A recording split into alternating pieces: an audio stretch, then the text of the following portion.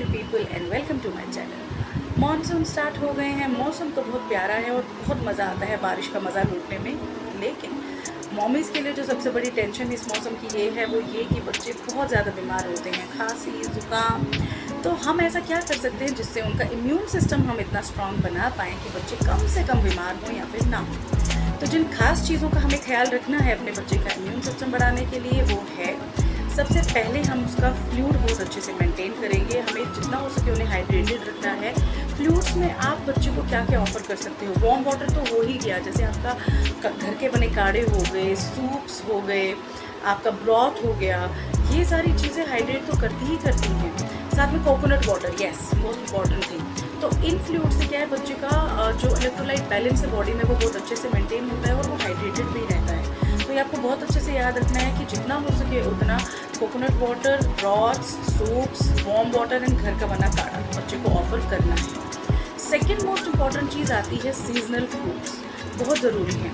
Seasonal तो सबसे एक अच्छा, चाहे सीजनल फ्रूट्स हो या वेजीज हो, जो अवेलेबल है मार्केट में अपने बच्चे को ऑफर करिए। जैसे एप्पल्स हो गए, पेयर्स हो गए, चेरीज़ हो गया, प्लम हो गए, जामुन हो गया, पपाया हो गया, ये सारा उसे देना है।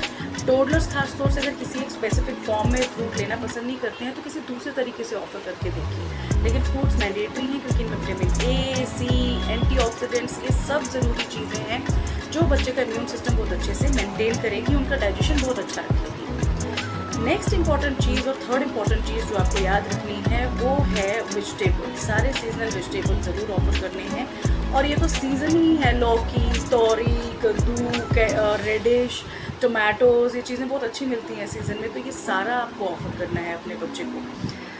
फोर्थ इम्पॉर्टेंट चीज़ जो है वो है नट्स। नट्स तो वैसे हर सीज़न में खाने चाहिए, हमेशा ही खाने चाहिए, पर इस टाइम पे तो खास तौर से ज़्यादा ज़रूरी है क्योंकि हमें अपने बच्चे को स्ट्रॉन्ग रखना है, उसका इम्यून सिस्टम बूस्ट करना है। Plus nuts are loaded with antioxidants, right. तो आप बादाम हो गया, काजू हो गए, आपका अखरोट हो गया, इन सबको आप ड्राई रोस्ट करके एक ही बार एक पाउडर बना के ना एक डब्बे में रखो। मैं एटलीस्ट ऐसे ही यूज़ करती हूँ। फिर आप किसी भी चीज़ में इसको मिक्स करके दे सकते हो क्योंकि टोडलर्स जो है वो डायरेक्टली नट्स तो खा नहीं सकते, कंज्यूम कर नहीं सकते हैं।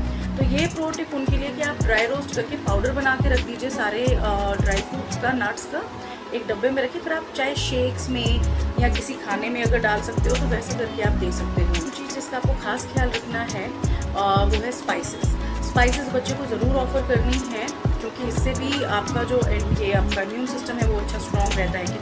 किचन को तो मैं अपना आयुर्वेदा का हब बोलती हूँ जहाँ आपको सब कुछ मिल जाता है। हल्दी हो गई, काली मिर्च हो गई, जीरा हो गया, सौंफ हो गया, तेज पत्ता, नटमेग, ये सारी चीज़ें थोड़ी थोड़ी आपको बच्चे के खाने में डालनी है। एक तो फीका खाना वैसे भी बच्चों को पसंद नहीं आता, और ये सारी स्पाइसेस आप ऐड करोगे टेस्टी भी बनेगा। ज़रूरी नहीं है कि सिर्फ मिर्ची स्पाइस हो गया कि नहीं यार बच्चों को स्पाइसी फूड नहीं देना है।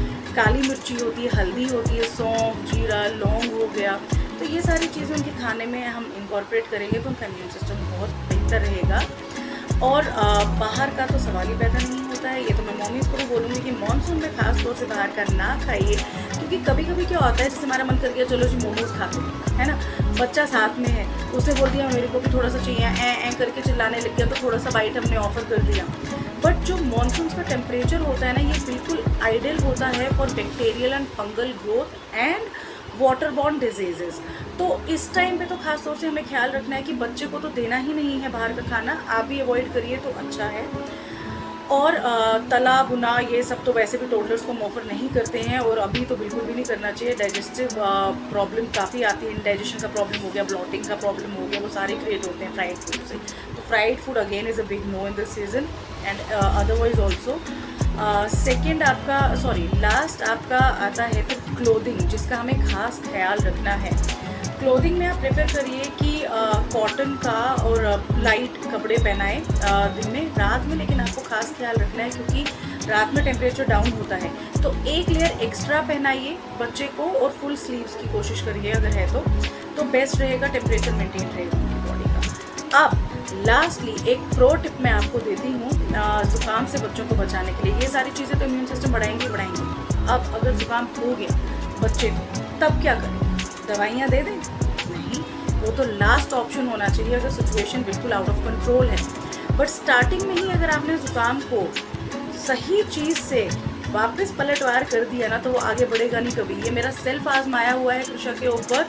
जैसे ही मुझे दिखता है कि उसकी रनी नोज़ हो रही है या उसने एक दो स्नीज करा और मुझे लगता है कि हाँ ये कोल्ड का ही है, मैं तुरंत उस टाइम पे क्या करती हूँ कि जो मस्टर्ड ऑयल होता है ना, मस्टर्ड ऑयल ले लीजिए और उसमें गार्लिक के क्लोव्स को फ्राई कर लीजिए आप जब तक वो ब्राउन हो जाता है। अगर आपने 2 चम्मच तेल ले लिया तो 1 क्लोव तो उसमें जाएगा ही, क्वांटिटी बढ़ाते हो तो 2 क्लोव डाल दो ऐसे। तो वो आप तैयार कर लो, ठंडा कर लो, फिर हाथों की हीट से, ठंडा करने के बाद हाथों की हीट से आप ऐसे करके उसको चेस्ट पे रब कर दीजिए, बेबी के पैर के तलवे में और हाथों में, पाम्स में, ये लगा के आप छोड़ दो। 2 तरीक़ों से कर सकते हो। नहाने से पहले भी आप ये कर सकते हो कि मालिश 10 मिनट तक अच्छे से कर दी और फिर नहला दिया, और नहाने के बाद भी लगा करके छोड़ सकते हो। मैं कभी भी इसका यूज़ कर लेती हूँ, मतलब मैं बीच बीच में भी करती हूँ कि मुझे पता है ये सीज़न में ज़ुकाम वगैरह ज़्यादा होता ही होता है।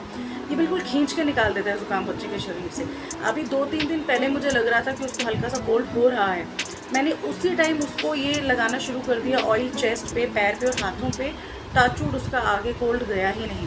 तो ये प्रो टिप ज़रूर यूज़ करिएगा और मुझे बताना कि कितनी इफेक्टिव रही और कैसी रही कमेंट सेक्शन में। उम्मीद करती हूँ ये इन्फॉर्मेशनल वीडियो आपको बहुत अच्छा लगा होगा, तो प्लीज़ चैनल को लाइक करिए, शेयर करिए, सब्सक्राइब करिए, बेल आइकन दबा दीजिए ताकि आपको हर नए वीडियो का नोटिफिकेशन मिलता रहे और मैं भी मोटिवेट होती रहूँ कि अच्छे से अच्छी वीडियो आपके सामने लाती हूँ। मिलते हैं नेक्स्ट वीडियो में, तब तक के लिए टेक केयर, बाय बाय।